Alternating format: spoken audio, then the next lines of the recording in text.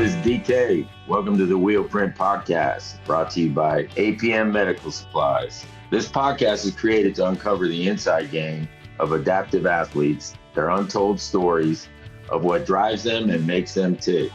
So be prepared to be inspired as we discover the trials and triumphs of the human spirit. Enjoy this show.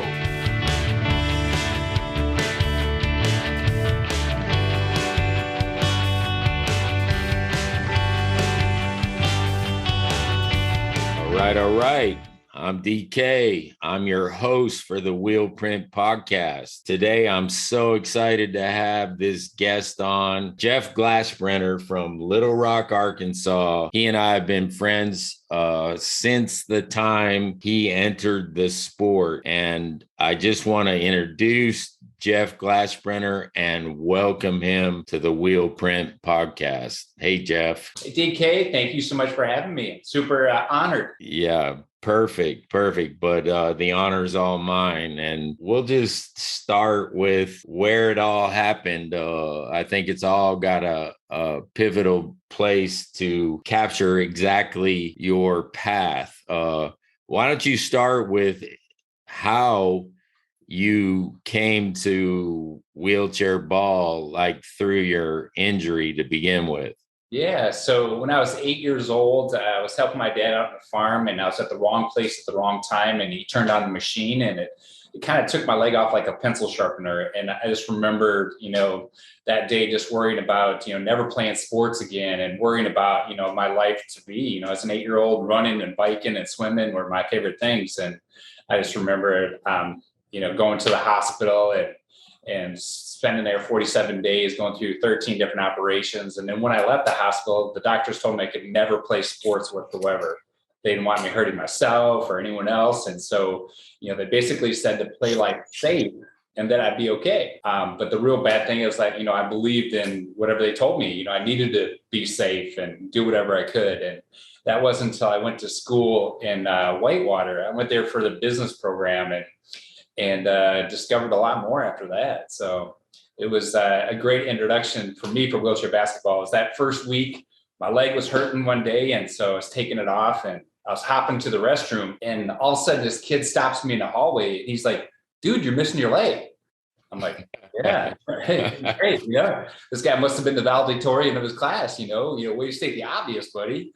But then he's like, "Well, let's go play basketball." And I'm like, "Well, you're right. I'm missing my leg." And he goes, "Well, wheelchair basketball, you don't even use your legs." Well, it turns out that idiot that I thought was an idiot saying that turned out to be Troy Sachs. So he was, back then the starting, center for the Australian national team, and a young phenom. And he came there to play wheelchair basketball. And he kind of said, "Hey, follow me to practice the next day, and we'll get set up from there." Yeah. Well, what an interaction, and what a twist of fate to run into one of the most high profile athletes in the world, who I'm not certain, but if he's not in Australia's Hall of Fame, he should be or will be. But the fact that he turned you on to the idea and planted the seed, that's huge, because the NWBA and globally basketball got Jeff Glasbrenner, and that's something to say. So I know Whitewater is where I first played against you. Yeah. And we battled that day and for a number of games after, but we also became friends during that process, or maybe after, I'm not sure. I think it's all during, right? Yeah, because the battlefield is the battlefield, but from that point in time at being a Warhawk and at UW, which is the University of Wisconsin Whitewater, you've played on a variety of teams, or you did, And I thought you might mention those in your recollect, those Yeah. teams that you played for along the way. Yeah, so I played for Whitewater, first of all. Then I went to Arkansas, and then I played for the Denver Nuggets. I played 3 years overseas, 2 years for Madrid, Fundación Once, and then one team in Italy, which is San Lucia. So I played over there 3 years, and then I also played with the Dallas Mavericks, and then again for the Arkansas Rolling Razorbacks. So been a part of a lot of teams, some better than others, some more fun to be on than others. But yeah, and then the national teams all throughout that section. So, but just throw it back to Whitewater, and getting to play you for the first time, that was a huge honor. But I also think that, everything in life happens for a reason. And so like meeting Troy was great, but then also meeting Coach Frogley for the first time was probably even more important in my life. Right away, he kind of took me under his wing, and, I didn't understand why I wasn't really good at wheelchair basketball right away. My sister was a natural athlete. I thought I'd be too. And I became, kind of frustrated that first week, and he's like, well, what's going on? I'm like, well, my sister was the best athlete in school. I thought I'd be really good at this. And he goes, you've only sat in your wheelchair like 5 or 6 times. Your teammates have been doing this all their lives. How do you expect to be good? Work for it. And so he kind of took me under his wing, and like he offered to come in every morning from 5 o'clock to 7 o'clock. And it was just one-on-one with Coach Frog. And I didn't even know how to push a wheelchair. So he had to teach me how to do that first. And then, it was kind of like one of those things that he didn't build on my skill set until I perfected the one under it. So I think later on we talked about it, and it turned out to be a really good thing because I didn't really have any bad habits developed. And so I could learn the right way to pass the ball. I could learn the right way to set a pick and things like that. So, he kind of, really believed in me. And, that was one of the cooler things that, that started it all for me. Yeah, well, to me, there's two things to unpack there. One, another twist of fate is that Mike Frogley was your coach, and who became, in many people's minds, maybe the greatest coach ever. 100%. Today Ron Likens could somewhat rival that because of his incredible accomplishments. But Frog by himself was a teacher, educator, and he demanded respect and integrity, and you were under his wing. The other thing I want to unpack is that early on, you're telling me that you got up at 4:30 in the morning to go work out with Coach Frog.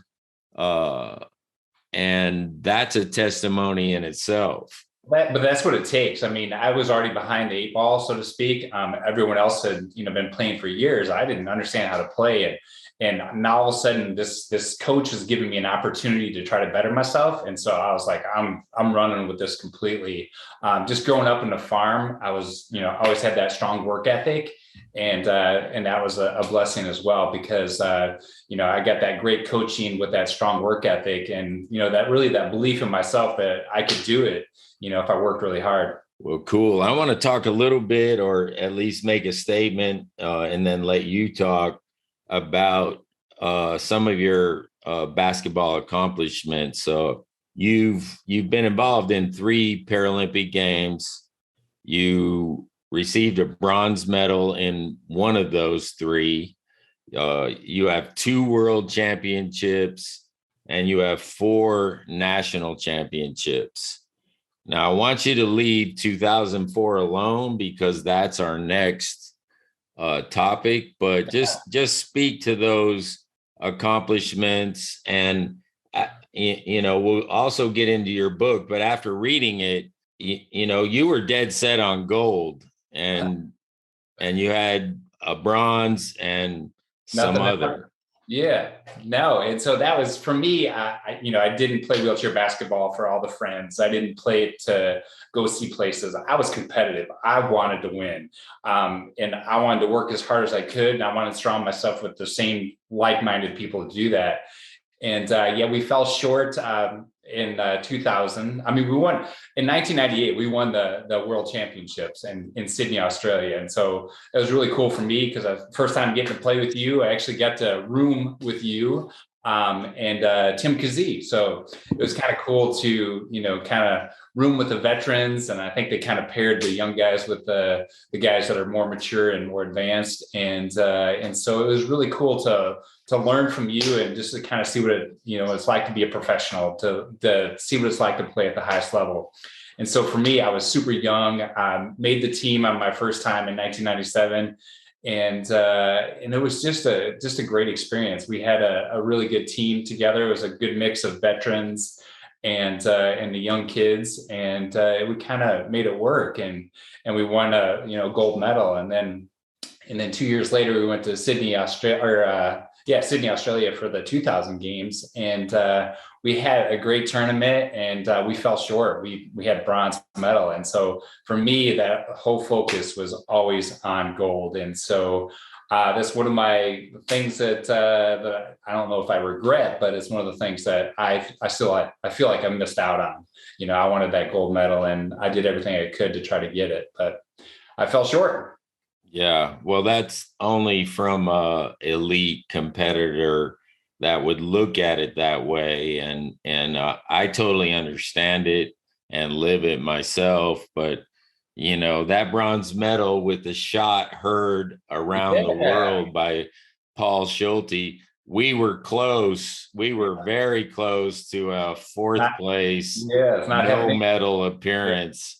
So thank God for that, right? Yes, I know. Thank you to Schulte, because that was a great shot, and it was a really good game too. And so it was cool to be on the floor when he shot that shot, and yeah, awesome. That celebration, that pile.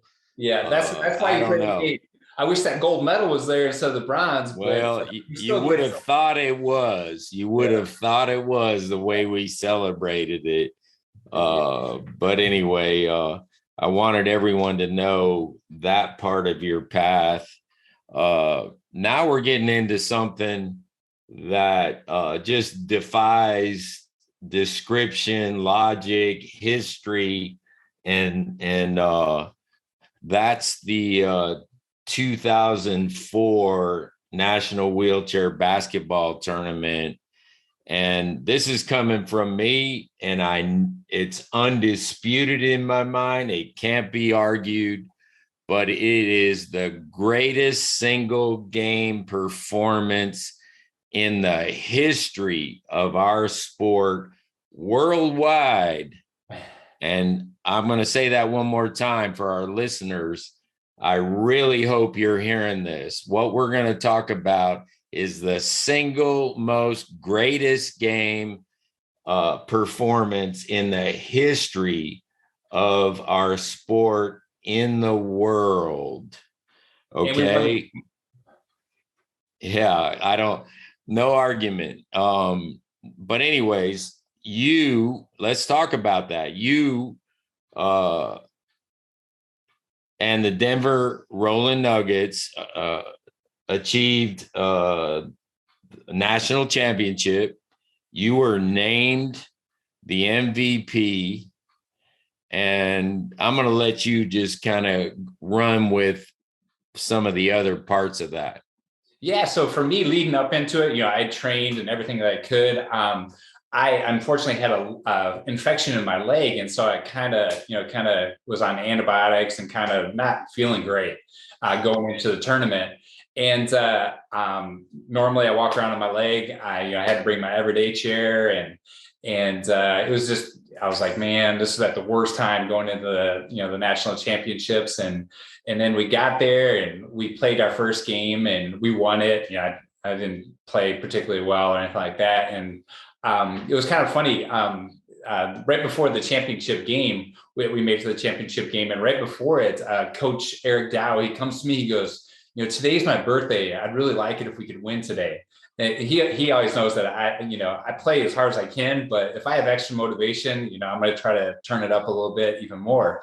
And so he just kind of like, hey, win this one for me. I've never won it before. And so I was like, all right, let's see if we can do this on his birthday. And just turned out to be a pretty good game all throughout. But we didn't do well right away. I don't think I touched the ball for like the 6 minutes and 43 seconds or something like that. Looking back and seeing an article, that's what it was. But I didn't even touch the ball. And then to come through with a really solid game. I think I had 31 points in the first half and then 32 points in the second half.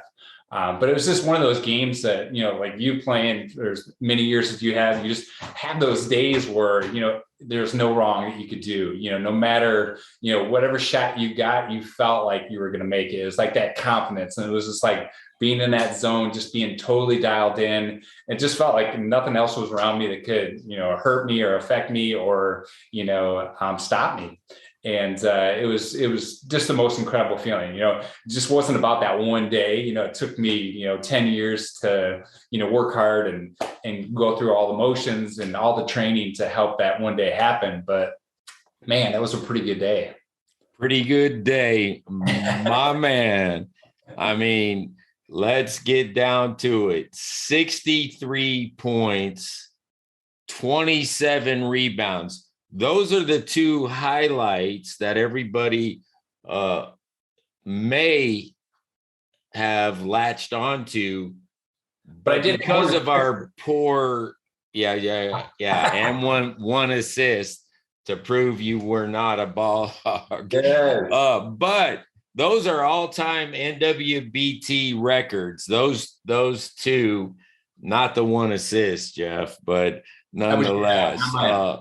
But little does everyone know that you also scored a record percentage at 63.2%, that you averaged 40 points per game leading up to that point. You had single game field goal that day of 22 baskets made, a field goal percentage of that game, still a record 75.9%. When I went through your highlights, I saw so many and ones. I go, are we replaying this on loop? Because you made so many baskets on an and one, which led to another record, 26 made free throws in a contest at the highest level of our sport. Yeah, because the Mavericks, I think, won it 4 years in a row before we took them out. So they were on top and they were clearly favored. And we had a good day, but it's not just one person. Yeah, I had a good stats and stuff, but it's a team too. It's not. I didn't win the game by myself, but it was fun. It was fun to be a part of, and it was fun to win. Jeff, we know you didn't win it by yourself because you have soldiers around you, but we also know that you feed the hand, right? Yeah. And again, that goes to team. They recognize that the ball needed to go through you. And you're right, because I watched that video a number of times, and I'm going, when is he going to score? Because those first 6 minutes, like you said, you really didn't touch the ball. So that even is more dramatic, because it all came in the course of, not having 6 minutes of scoring. But anyway, again, undisputed. And I want all the listeners, especially the young ones, to understand your Hall of Fame performance of 2004 stands by itself. And God, if somebody would ever break those records, I would be totally amazed. Wow. Records are just that. I hope they do get broken, but yeah. Yeah. Well, everybody, good luck with that. Maybe one of them, but not all of them. It's just not going to happen. But I'm so proud of the fact that I was there on courtside. Yeah. And the people that were, there was a good crowd there. They'll never forget your performance. But what we have to do is bring it to light in this day and age where it's about, a here and now league. Exactly. What have you done for me lately? All the high profile, this and that. But my God, 2004 should be etched in every basketball player's mind of what you accomplished. Well, I appreciate that, King. And I do remember seeing you in the sidelines and cheering us on. So that was pretty cool. I just remember you shaking your head. Yeah. A lot of people were like shaking their head and saying, wow, at the same time. I think my favorite part is I watched that video probably 5 or 6 years ago, and I heard Coach Doug Jones, who would later on become my coach. He's like, I don't care what everyone does. He can score 60 points and da-da-da. And I'm like, yeah, well, at least I scored 63, Yeah, exactly. Well, and to put that into context, Doug Jones was the coach of the Dallas Mavericks at the time. And matter of fact, he sent me the video and he was almost happy to get rid of it because it was such a reminder of what happened. But the cool thing about that game, I think, is that everyone on the Mavericks team was an all-star. And so I thought that was pretty cool. You had Paul Schulte, now he's in the Hall of Fame. You have, Willie Hernandez, Jason Van Beek in the Hall of Fame, Welch. So it wasn't against a shabby team. So no, they were the dominant team of the time, like you said. So this wasn't beaten up on some rag doll. This was the beast of our sport at the time. At the time, for sure. Yeah. So that means more than anything. Is like I get to compete against my peers and people that are very much respected and knew how good they were. And so to have my best day, so to speak, against them was pretty cool. Yeah. Well, and to not just leave it with Dallas, that you dropped 63 on them. Dallas Mavericks are the winningest team in wheelchair basketball today. So they've got a lot to hang their hat on. And a well-run organization, and I joined them the following year. So yeah. And they were happy, trust me.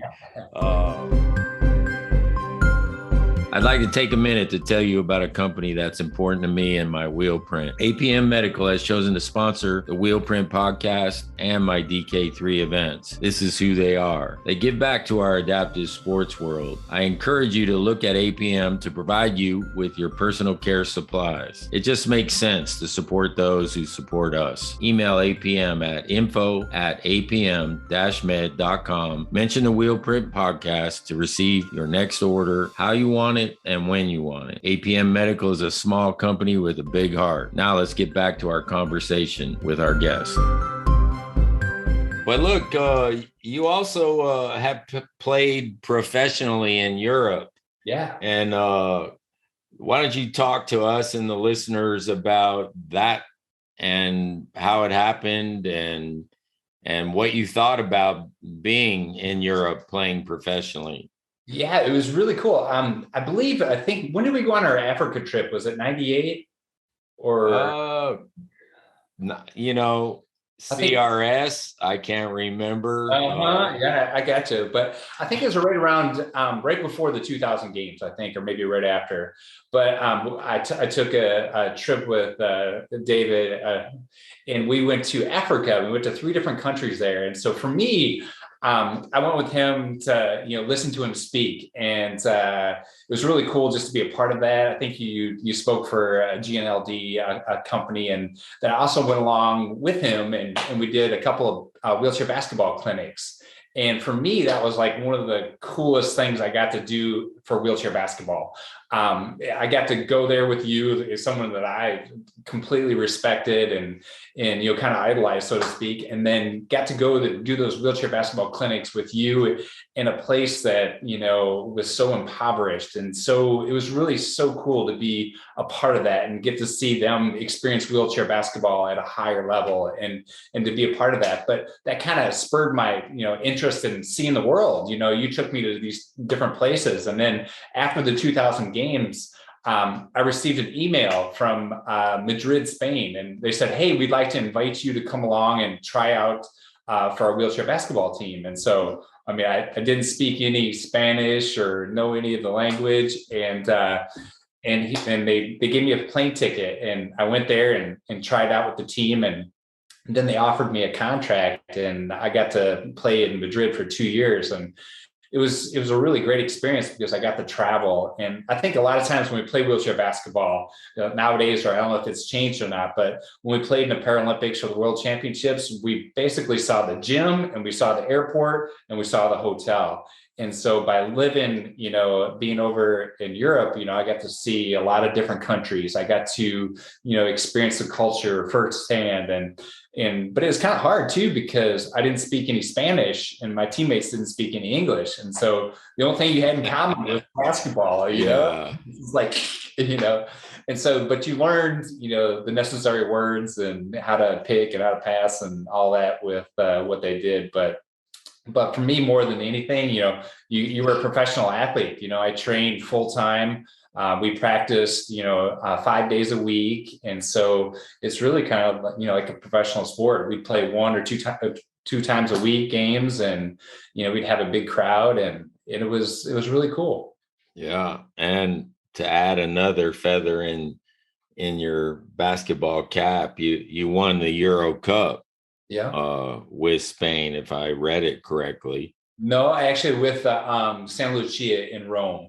And so we won, we got 4th place, I think, in the Euro Cup in Madrid, but then we won the Spanish. Oh, okay. Yeah, you're right. They have read it that way. I just didn't relay it that way.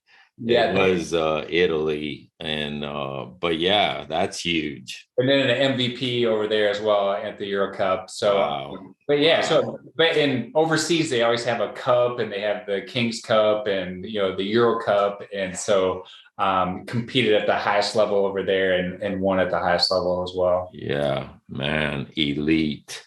Well, look, now we get real, Jeff. I want to ask. The year that you retired from or stepped away from wheelchair ball. And I want you, if you would, to explain why and the reason. I know you, I read the book, and but yet I want our listeners to kind of understand, because you left a lot on the table when you did have to step away. You could have played for a much longer period of time, but you had circumstance within your life. And can you talk about that? For sure. I think I retired in, 11 or January of 2012.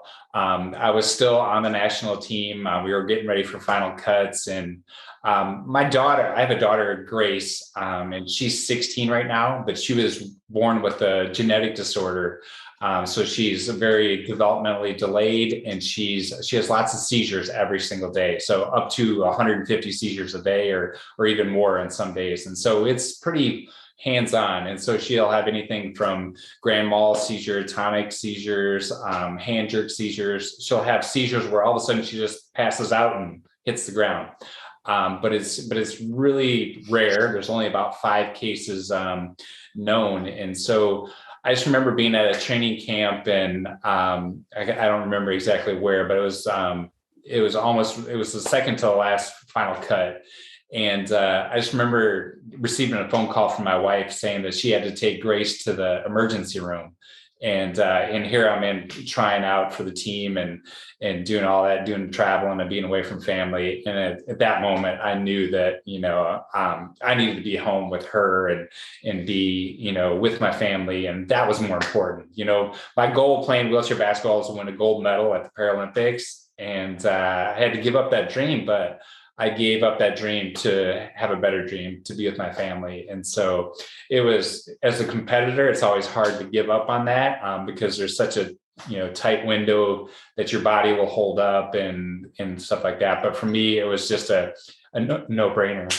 It was my time to be with them. I traveled a lot and got to be a part of a lot of teams, and I had 3 chances to win and I didn't.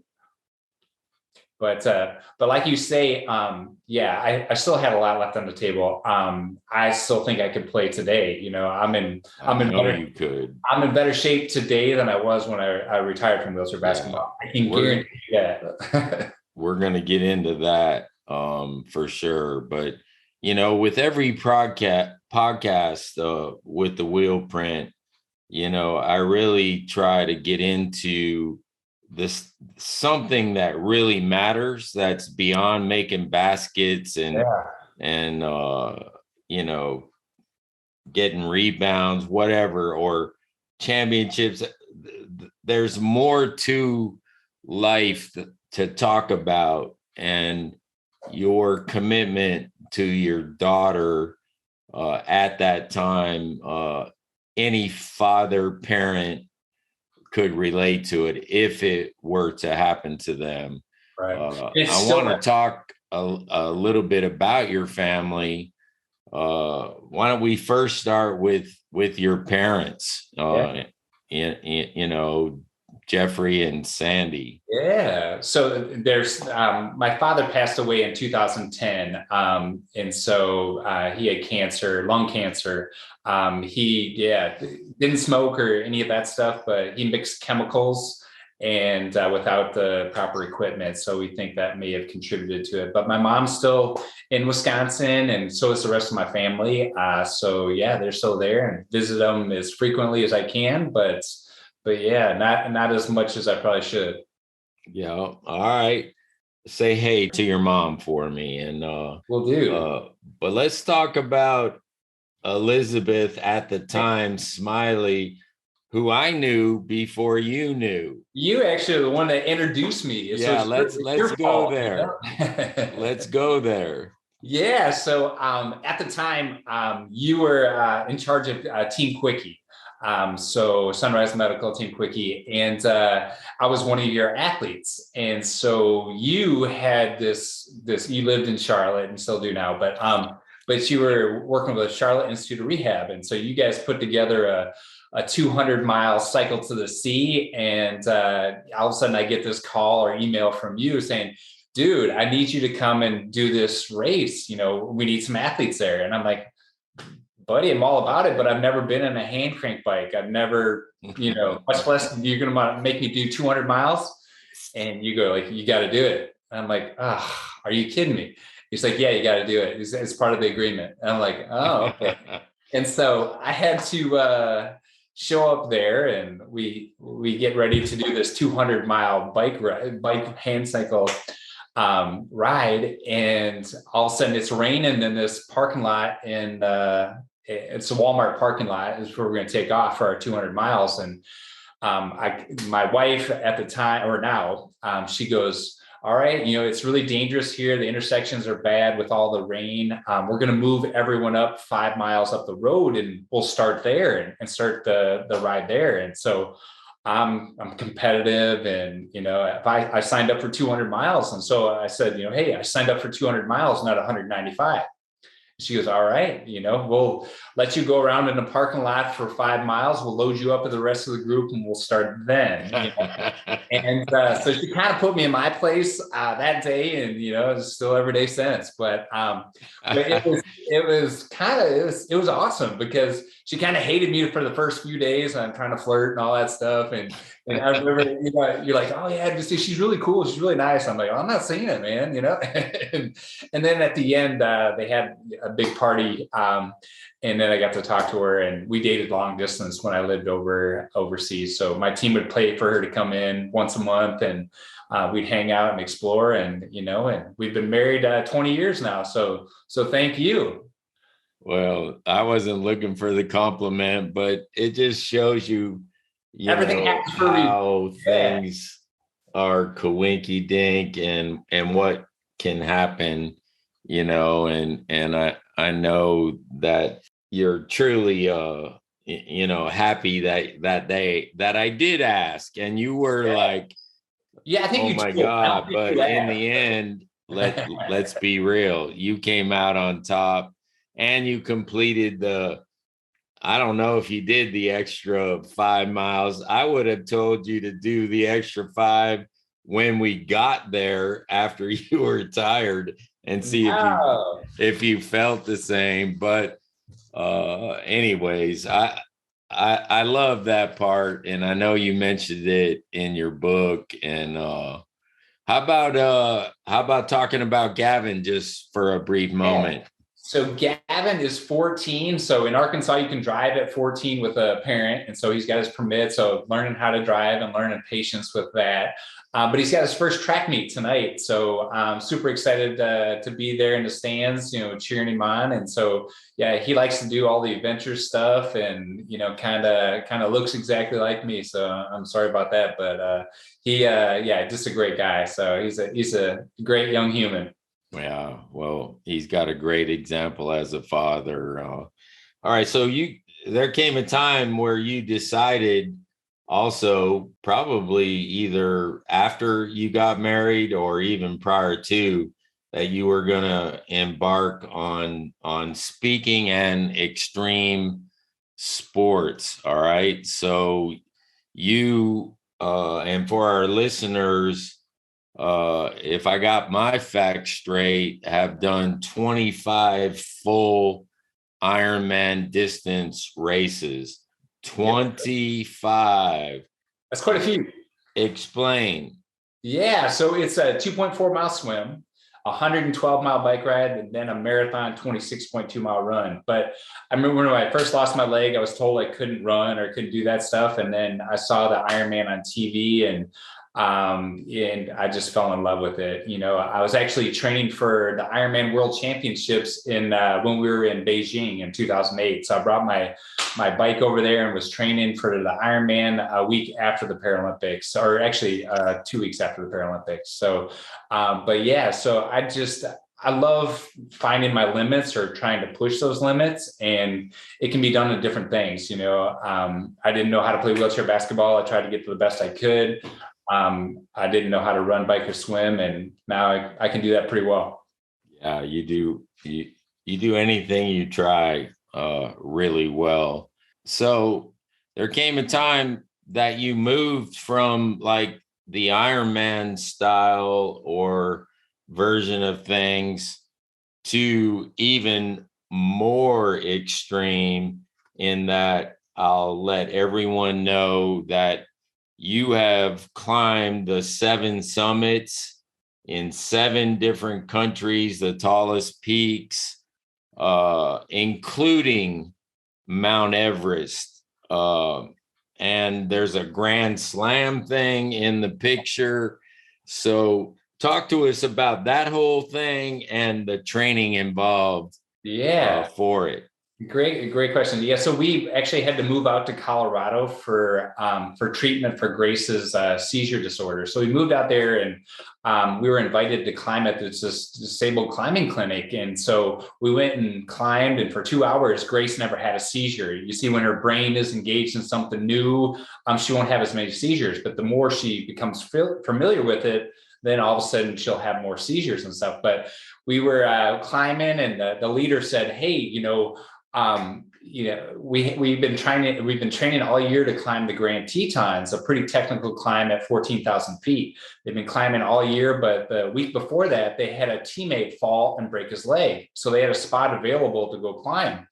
And so I'm never one for turning down an opportunity, whether it's being hopping in the restroom or whether it's climbing in the gym, So he's like, all right. He goes, I know you've never climbed before, but we can see that you're in good shape and you have a good attitude. We think we can, teach you all the skills you need along the way. And so never turning down that opportunity. 2 days later, we went and we summited the Grand Tetons. And so I love that process of standing on top of the summit, learning new stuff so much that 2 months later, I went and summited Mount Aconcagua, the highest peak in South America, one of the 7 summits. And from there, it was like, I knew which mountain I wanted to climb, and that was Mount Everest. And so in my life, I really feel like I'm on top of the world. I truly wanted to be there. And so I set that goal to, try to climb Mount Everest, and with a lot of training and a lot of hard work and a lot of fundraising, I was able to do that. Wow. Mount Everest, the tallest in the world. Yeah. And not to underscore the other 6, but then there's something referred to as the Grand Slam. What's that, Jeff? So the Explorers Grand Slam is getting to the summit of all the highest peaks in all 7 continents, as well as skiing to the north and skiing to the South Pole. Yeah, kind of cool. But I've skied to the South Pole. I've already done that. And I was supposed to go at the end of this month to ski to the North Pole. But now with Putin and all the stuff that's going on over there, that's not going to happen. So it got canceled now for the 4th year in a row. So yeah, well, difficult times. Truly spectacular.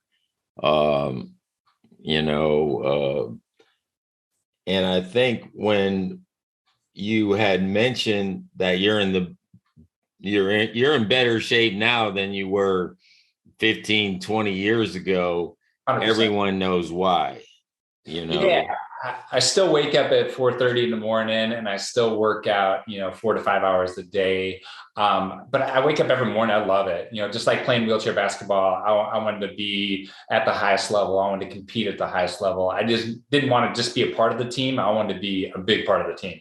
And it's the same thing that's with climbing mountains and things like that. Like we were talking Mount Everest, the highest point on earth at 29,035 feet. The views at the top were just so amazing. Like they say that on a clear day at sea level, you can see for about 12 miles into the horizon. At the summit of Mount Everest, like the day that we had, you can see for about 1,200 miles. And so God, for me in life, it's always about what view are you looking for? I wanted to be at the top. I got to be at the top. And so it was a lot of hard work in between, but it's like game time. When you play wheelchair basketball, there comes a time when it's game time, and it gets dangerous. It gets extreme, but it also is pretty amazing. Yeah, well, I've seen some incredible photos, and one of them is to your right shoulder right now. But what an unbelievable mountaintop life you're living right now, and good luck with that last piece of the Grand Slam. What was the first part? The Explorers Grand Slam. Explorers Grand Slam. Yeah. All right, now we're getting down to maybe the end here, and we got to talk about your induction to the Hall of Fame. Yes. You were inducted in 2020. COVID comes in, blows it all up. Nobody does anything for nearly 2 years. So now your presentation is happening in Wichita in just about two weeks and some change away. But give us your feelings, your impression of being inducted to the NWBA Hall of Fame. Right. I think it's just a big honor. I remember, I think you got inducted in 2000, right? Wow. What a memory. Well, because I was in the room. Yeah. I remember that. I remember you receiving that, and I'm like, I played with this guy, and I would love someday to have my name alongside of his name, and be considered one of the greats. And so for me, that's what that means to me, is being, alongside with you in that great honor. And that's why I'm really impressed that you're taking on that, because I think, it's been a couple of years before anything's happened. And I really think to honor our game, you have to honor its past. And so I really, really respect that you're taking on this, full charge and making the best of it. And, you're the perfect person for the job. Not only you're a part of it, but you're, one of the biggest names in our sport, and, have been and probably always will be. And so that legacy that you're leaving for the future, or the kids that are playing now, I think that's something that they can strive for. I think my only regret that I have is my kids never got to see me play. That would have been really cool.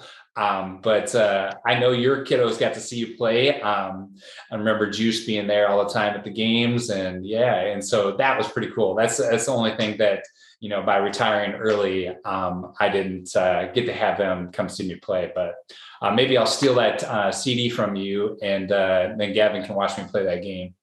Oh yeah. And he'll see, we are live streaming from Wichita, so everyone will see the presentation.